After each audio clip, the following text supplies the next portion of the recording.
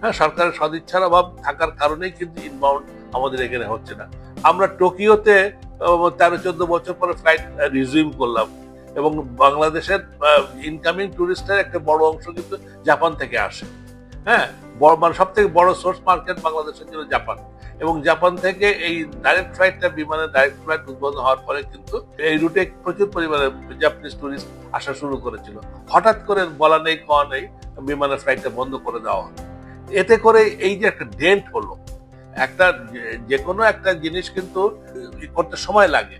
হ্যাঁ, একটা আমরা যখন এটাকে একটা পর্যায়ে যখন চলে আসছে, তখন এই ফ্লাইট বন্ধ করে দেওয়া কিন্তু একটা নেগেটিভ মার্কেট ক্রিয়েট করলো, যার ফলে জাপান থেকে এবং কোরিয়া থেকে আমাদের টুরিস্ট আসার যে সংখ্যাটা বেড়েছিল সেটা কমে গেছে। বন্ধু প্রতিম রাষ্ট্র জাপানের টোকিওতে 1979 সালে এবং নারিতায় 1981 সালে চালু হয় উড়োজাহাজ চলাচল।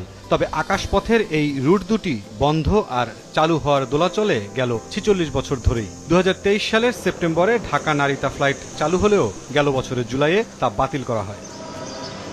বুধবার সচিবালয়ে প্রধানমন্ত্রী তারেক রহমানের সঙ্গে বৈঠক শেষে বেসামরিক বিমান পরিবহন ও পর্যটন প্রতিমন্ত্রী এম রাশিদুজ্জামান মিল্লাত জানান, আগামী জুনে ঢাকা টোকিও রুটে পুনরায় ফ্লাইট চালুর বিষয়ে চূড়ান্ত সিদ্ধান্ত হয়েছে। একই সঙ্গে উড়োজাহাজ ক্রয় ও লিজ নিতে বোয়িংয়ের সঙ্গে চুক্তির বিষয়ে চলতি মাসেই নেওয়া হবে সিদ্ধান্ত। জুন মাস থেকেই আমাদের ফ্লাইটটা চালু হচ্ছে, এই ব্যাপারে সিদ্ধান্তটা গৃহীত হলো। আমরা মাননীয় প্রধানমন্ত্রীর নির্দেশনা নিয়েছি কিভাবে লিজ করব, এবং আমাদের কিছু বিমান কিনতে হবে। ট্যুরিজমকে প্রমোট করতে গেলে প্রথমে দরকার হচ্ছে ই ভিসা চালু করা। এই যে আমরা বলছি শ্রীলঙ্কার কথা, শ্রীলঙ্কার ভিসা এখন কয়েক ঘন্টার মধ্যে পাওয়া যায়। ভুটানের ভিসা, নেপালের ভিসা, মালদ্বীপের ভিসা, অনারাইভেল ভিসা।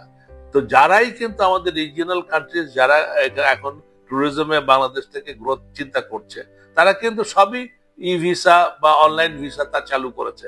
আমাদের দেশে কিন্তু আমরা এখনো অনলাইন ভিসা বা ই ভিসা আমরা চালু করতে পারিনি।